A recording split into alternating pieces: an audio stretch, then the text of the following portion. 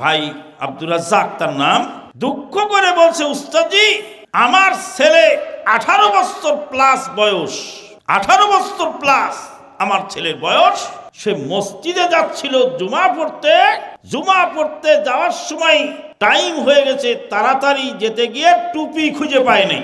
কি পায় নাই? টুপি খুঁজে না পাওয়ার কারণে সে বিনা টুপিতে জুমার সালাত পড়েছে।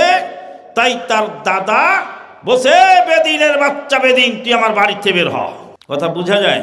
তা আমি বললাম যে একটু ভালো আলেমের কাছে বলতে বলেন, জিজ্ঞেস করতে বলেন যে টুপি বিনে সালাত পড়লে কি তাকে বাড়িতে বের করা যায়? বলে না, কোনো আলেমের কথা তারা শোনে না। বলে বাইতুল মুকাররমের খতিবকে জিজ্ঞেস করতে বলেন, কয় বাইতুল মুকাররমের খতিবকে বলে ওয়াহাবির বাচ্চা ওয়াহাবি। বলে বুখারীর হাদিস থেকে দেখাতে বলেন, কয় বুখারীর হাদিস ওকে নিয়ে গেলে বলে এগুলি ইয়াজিদের বংশধর লিখেছে, এগুলি আমি মানি না। নাউযুবিল্লাহ মিন যালিক। কি আকীদা আর কি বিশ্বাস!